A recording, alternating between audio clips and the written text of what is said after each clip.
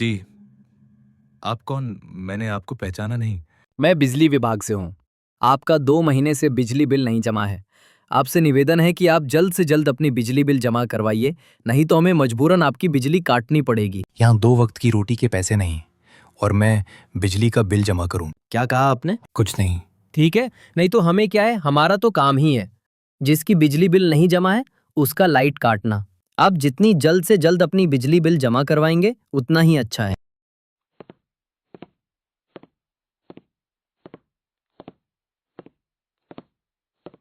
एक तो मैं खुद उधार में चल रहा हूँ और ये लोग कहते हैं कि जल्द से जल्द बिजली का बिल जमा करवाइए, नहीं तो आपकी बिजली काट दी जाएगी। तुम ही बताओ, मैं अब इनके बिल के पैसे कहाँ से लाऊं? आप चिंता मत करिए। अगर भगवान चाहेंगे तो अमन की जल्द से जल्द नौकरी लगेगी और हमारी सारी परेशानियां खत्म होगी। हाँ बाबा, मैंने एक जगह नौकरी के लिए अप्लाई किया है। हो सके इस बार मेरी नौकरी लग जाए। इंटरव्यू का दिन।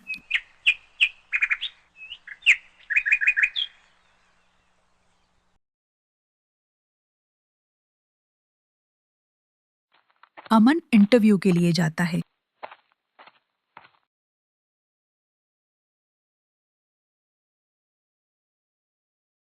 आपके पास काफ़ी अच्छी डिग्रियां हैं, लेकिन सिर्फ डिग्री ही मायने नहीं रखती किसी भी नौकरी के लिए।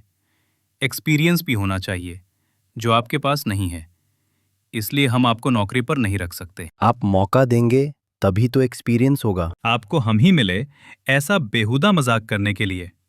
अब आप खुद यहाँ से जाएंगे या फिर मुझे धक्के मारकर आपको निकालना पड़ेगा? उसकी जरूरत नहीं पड़ेगी, मैं खुद से चला जाऊंगा।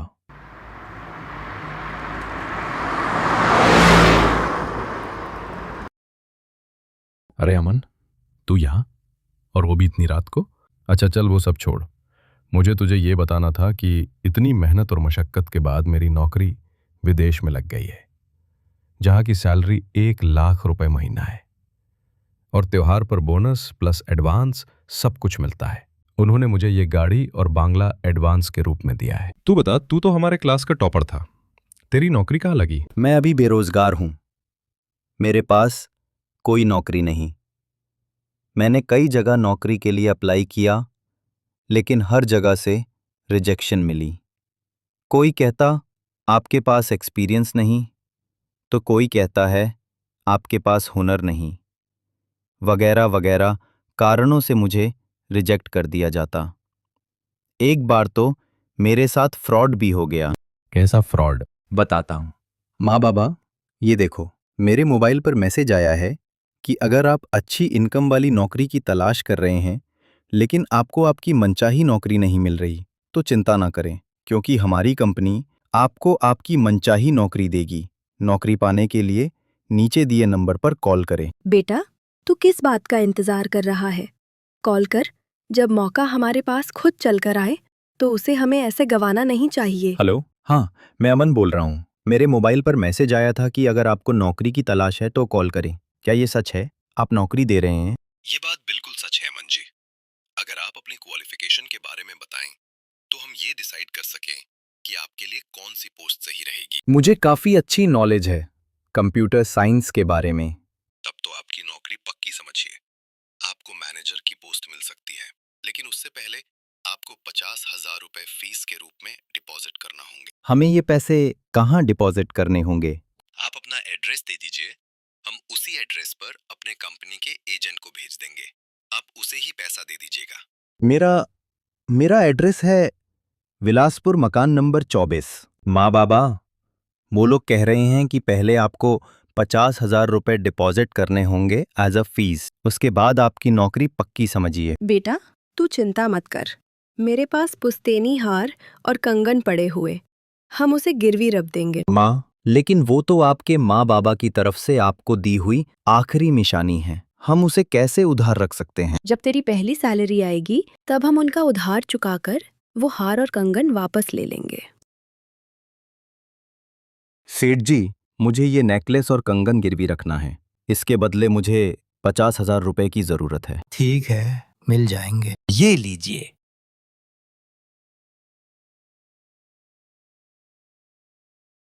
क्या आप ही अमन हैं? जी हाँ, मैं ही अमन हूँ। लाइए दीजिए पैसे। मैं कंपनी की तरफ से भेजा हुआ एजेंट हूँ।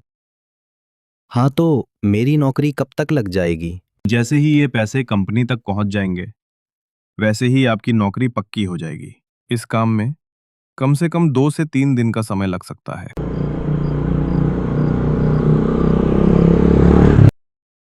बेटा, तूने तो कहा था कि कुछ ही दिनों में तेरी नौकरी पक्की हो जाएगी, लेकिन पूरे 1 महीना हो गए, अभी तक ना उनका कोई कॉल आया ना मैसेज।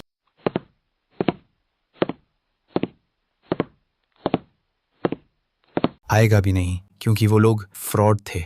उन्होंने अपने झांसे में करीबन 60 से 70 लोग को फंसाया था। उन लोगों को भी उन्होंने नौकरी का झूठा दिलासा देकर ठगा था। मतलब हमारे पैसे डूब गए। हाँ, तेरी कहानी तो बड़ी दुखदाई है, लेकिन तू इतनी रात को यहाँ क्या कर रहा है? मेरा आज इंटरव्यू था, मैं इंटरव्यू देकर लौट रहा हूँ। तो क्या तू सिलेक्ट हो गया? नहीं, उन्होंने भी मुझे रिजेक्ट कर दिया। कहते हैं कि आपके पास एक्सपीरियंस नहीं है। अरे, एक्सपीरियंस कोई चीज़ थोड़ी ना है जो मैं जाकर खरीद लूँगा। जब वो काम देंगे तभी तो एक्सपीरियंस होगा। लेकिन नहीं, कोई मेरी बात सुनने को तैयार ही नहीं है। किसी को काम नहीं देना है, लेकिन एक्सपीरियंस सभी को चाहिए। बिना काम दिए एक्सपीरियंस कहाँ से होगा? कोई बात नहीं, तू प्रयास करता रहे, कोई ना कोई नौकरी तो तेरी जरूर लग जाएगी। अच्छा चल, मैं तुझे घर छोड़ देता हूँ। मैं भी उसी तरफ जा रहा था, मैं तुझे छोड़ता हुआ चला जाऊंगा। नहीं, मैं खुद चला जाऊंगा।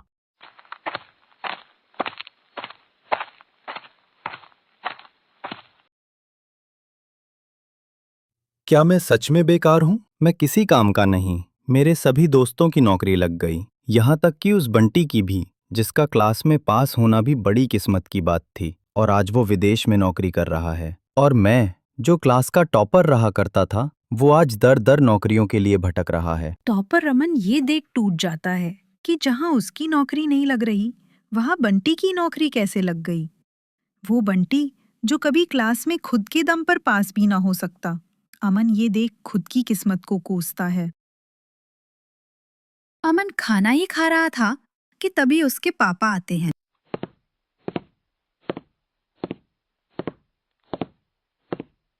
क्यों रे नालायक, इस बार भी तेरी नौकरी नहीं लगी? अरे तेरा होना ना होना एक बराबर है। देख, तेरे सारे दोस्तों की नौकरी लग गई। अरे अगर तुझमें थोड़ी सी भी शर्म होती ना तो तू कुछ कर दिखाता, जिससे हमारा सीना गर्व से चौड़ा हो जाता। लेकिन तुझे इन सब से क्या? तुझे तो खाने और सोने से फुर्सत मिले तब तो कुछ करे ना। अमन वहां से बिना कुछ कहे सीधा अपने कमरे में चला जाता है। देखिए, आपके कारण उसने खाना भी नहीं खाया।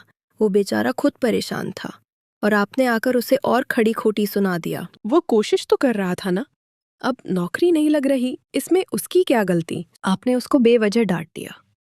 अरे प्यार से भी बात हो सकता है, जब देखो उसे डांटते रहते हैं। अरे मैं भी उसकी भलाई चाहता हूँ।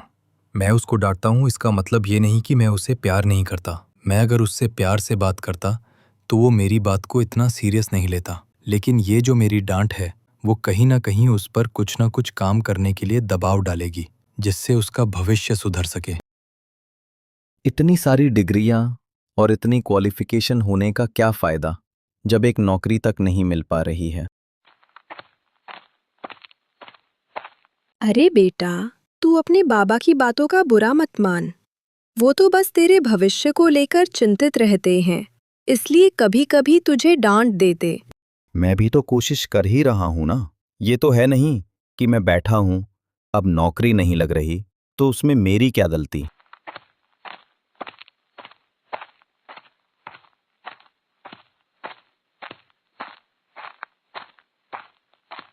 अरे मास्टर जी, आप आज हमारे घर कैसे आना हुआ? मुझे आपको एक खुशखबरी देनी थी, लेकिन उससे पहले ये लीजिए, मिठाई खाइए। खुशखबरी थी कि मेरे बेटे विक्रम की नौकरी यहाँ के सबसे बड़ी कंपनी में लग गई है। और तो और, उसे मैनेजर की पोस्ट मिली है जिसकी तनख्वाह 1.5 लाख रुपए महीना है। आपका बेटा अमन क्या काम करता है? मेरा बेटा अभी कोई काम नहीं करता, वो अभी बेरोजगार है।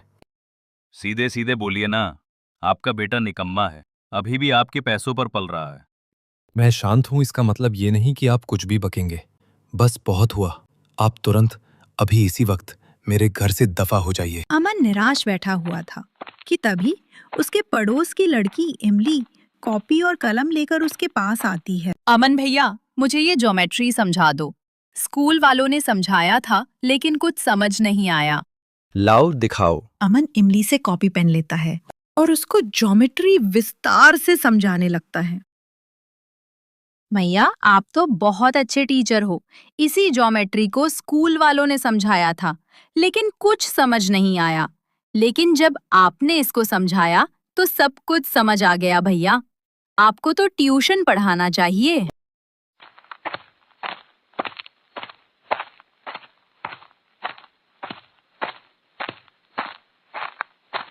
इमली ने अमन को एक नया रास्ता दिखा दिया, जिससे अब उसे नौकरियों के लिए दर दर भटकने की कोई जरूरत नहीं। अमन अब बच्चों को ट्यूशन पढ़ाने लगा और उस ट्यूशन से इकट्ठा हुए पैसों से उसने ट्यूशन सेंटर खोल लिया। उसके ट्यूशन में उसके गांव के सभी बच्चे, साथ ही साथ पड़ोस वाले गांव के भी बच्चे पढ़ने आते थे। ट्यूशन सेंटर से इकट्ठा हुए पैसों से बड़ा घर बनवाया और बड़ी गाड़ी खरीदी और अब अमन अपनी जिंदगी से काफी खुश था। बेरोजगार होना गलत नहीं, ये एक रास्ता है कि आप नौकरी करने के लिए नहीं, आप नौकरी देने के लिए बने हैं।